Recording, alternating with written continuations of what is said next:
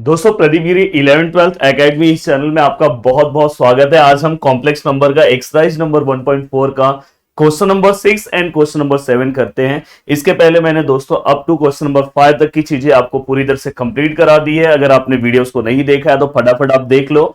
और साथ में दोस्तों पार्ट 1 का जो भी कंटेंट है, angle and it's measurement, trigonometric function, trigonometric 1, trigonometric 2, सब कुछ दोस्तों गिरी ट्यूटोरियल के चैनल पे अपलोड हो चुका है। अगर आपने नहीं देखा है तो आप फटाफट जाके वहां से देख सकते हो। अब दोस्तों यहाँ पे देखो क्वेश्चन है, बहुत ही सिंपल से क्वेश्चन है स्टार्टिंग में। और मैंने बोल दिया है कि इस एक्सरसाइज में जो मैंने आपको स्टार्टिंग वाला वीडियो पढ़ाया था, जो पहला वीडियो था, वो आपके एग्जाम के लिए बहुत ज्यादा इंपॉर्टेंट है।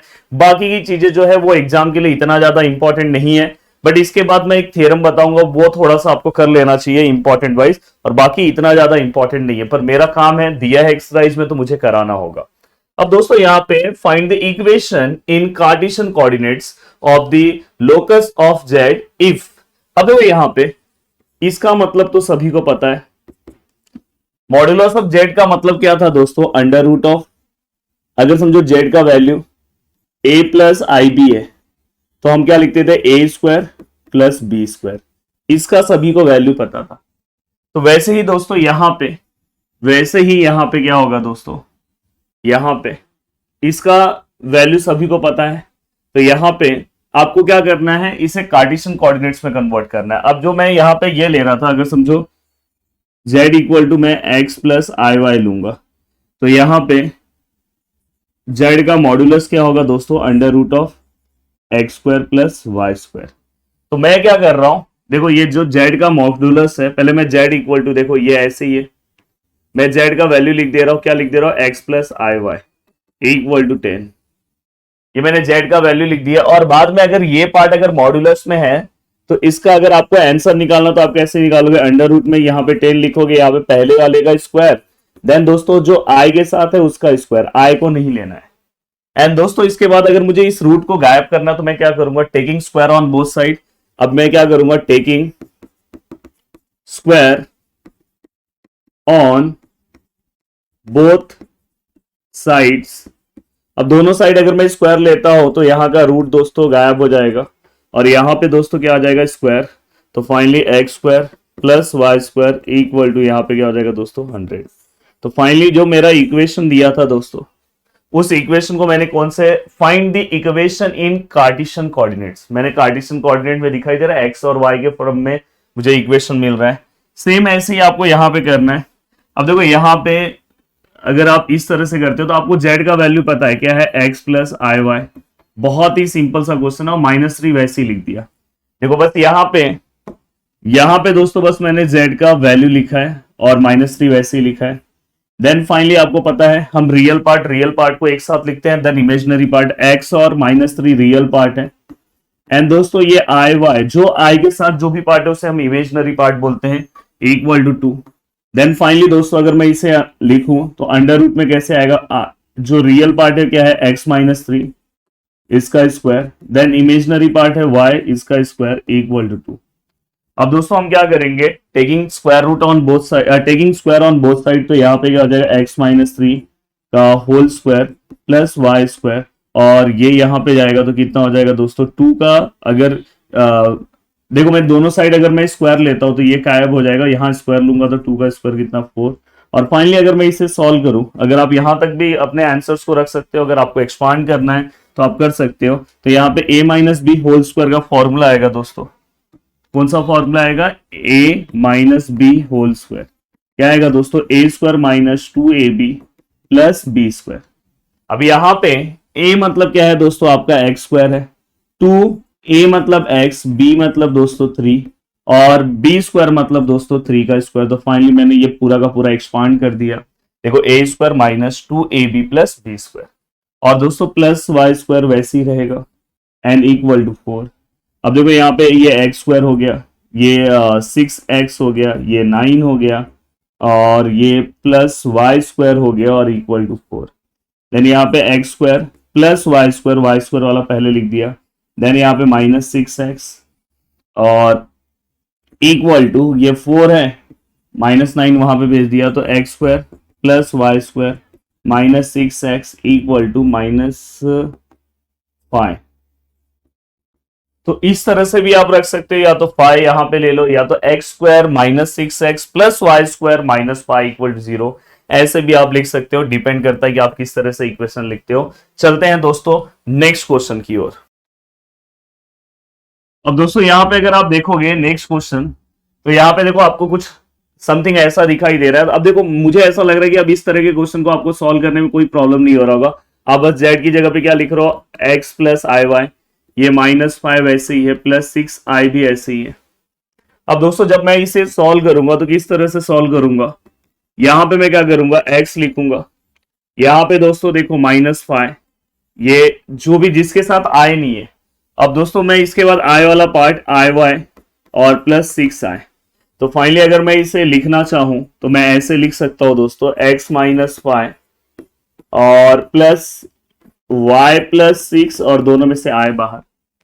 अब अगर मैं इसको अंडर रूट फॉर्म में लिखूं तो ये क्या हो जाएगा दोस्तों, देखो x -5 का होल स्क्वायर और यहां पे क्या आएगा y प्लस 6 का होल स्क्वायर।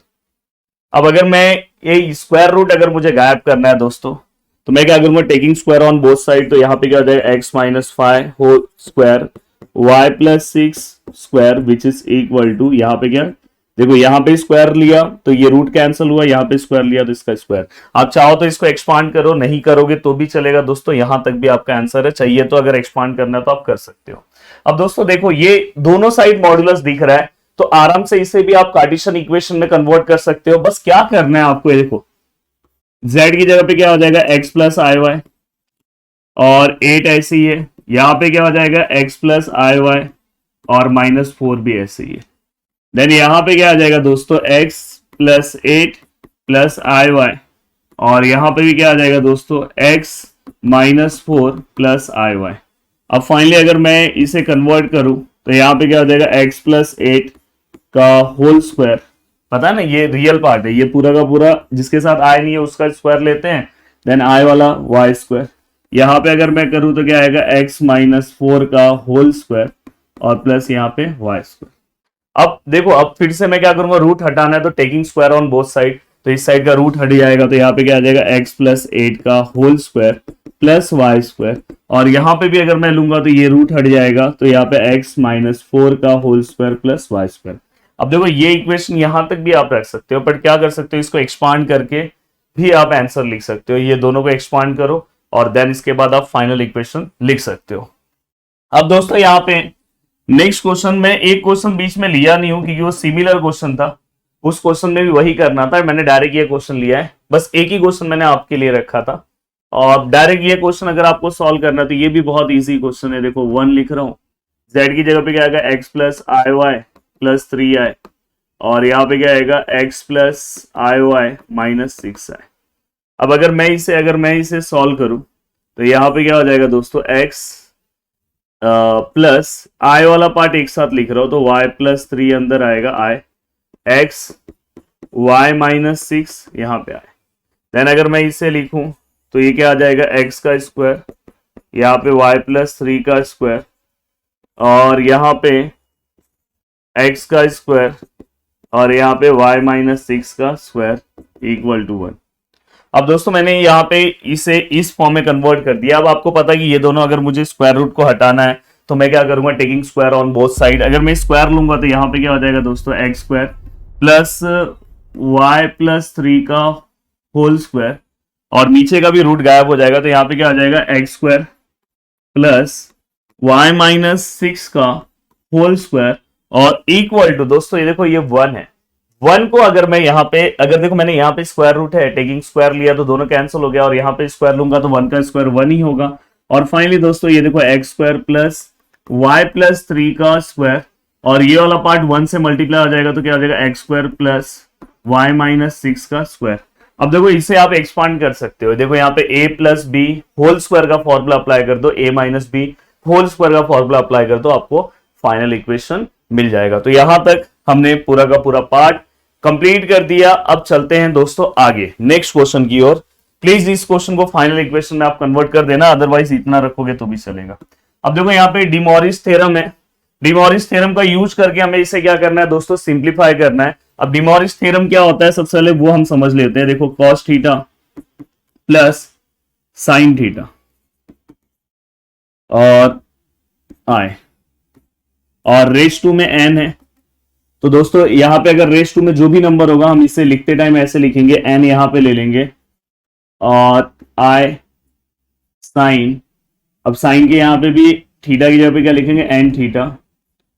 अगर सपोज यहां पे ऐसा है cos theta plus i sine theta raise to five, तो आप कैसे लिखोगे, cos five theta plus i sine five theta. अगर दोस्तों ऐसा नहीं, ऐसा है cos seven theta plus i sine seven theta. अब देखो उल्टा दिया है और हमें क्या करना है, अगर मुझे रेस टू में निकालना है तो मैं निकाल सकता हूं। देखो पहले उसके लिए कंडीशन क्या क्या चेक करना, दोनों साइड देखना थीटा का वैल्यू सेम है ना तो ही होगा, और साथ में देखना बीच में प्लस है ना तो ही होगा। तो दोस्तों यहां पे क्या हो जाएगा, देखो यहां पे क्या हो जाएगा, cos theta plus i sine theta. आप बोलोगे सर वो सेवन कहां गया, तो सेवन दोस्तों हम यहां पे लिख सकते हैं। तो आप ऐसे भी जा सकते हो या आप ऐसे भी जा सकते हो, वो डिपेंड करता है कि आप कैसे जा रहे हो। अब देखो दोस्तों यहां पे हमें क्वेश्चन दिया है, अब देखो मैं यहां पे क्या कर रहा हूं, कॉस टू थीटा, चलो मैं इसे कॉस थीटा लिख रहा हूं, cos theta i sine theta, sorry यहां पे भी टू था मैंने लिखा नहीं है। अब रेस टू में दोस्तों क्या है, ऑलरेडी सेवन है। अब आपको इस रूल के अकॉर्डिंग पता है, ये देखो ये लास्ट वाला रूल, अगर यहां पे सेवन है तो यहां रेस टू में क्या आएगा, सेवन। तो यहां पे ऑलरेडी, यहां पे जो सेवन है उससे मेरे को मतलब नहीं, पर यहां पे आपको क्या दिख रहा है, क्या दिख रहा है, ये टू, मैंने यहां से टू गायब किया तो यहां पे टू आएगा। अब वैसे ही अगर नीचे आप लोगे तो नीचे क्या आ जाएगा दोस्तों, cos four theta plus i sine four theta. अब यहाँ पे दोस्तों ऑलरेडी थ्री है तो उसको ऐसे ही रखो, उससे अपने को मतलब नहीं, पर यहां से हाँ ये फोर थीटा तो मुझे गायब करना चाहिए, यहाँ पे कॉस थीटा और आई साइन थीटा हो जाएगा। तो यहां से ये जो फोर है दोस्तों यहाँ पे आ जाएगा, वहां पे आपको लिखना होगा साइड में, आप रीजन के तौर पे क्या लिखोगे दोस्तों, रीजन के लिए यहाँ पे आप साइड में लिखोगे cos n theta plus i sine n theta equal to, अगर यहाँ एन है तो इसको हम ऐसे लिख सकते हैं, cos theta plus i sine theta raise to n. तो मैंने यही अप्लाई किया। अब दोस्तों यहाँ पे क्या हो जाएगा, देखो यहाँ पे कॉस थीटा है, यहाँ पे आई साइन थीटा है, और सेवन टू सा आई थिंक 14 होता है, और यहाँ पे दोस्तों देखो कॉस थीटा है प्लस आई साइन थीटा है और रेस टू 12।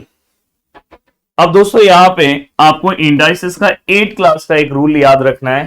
देखो ए रेस टू एम और ए रेस टू एन, अगर ये दोनों सेम है तो मैं इधर ए लिखूंगा और एम माइनस एन ले लूंगा।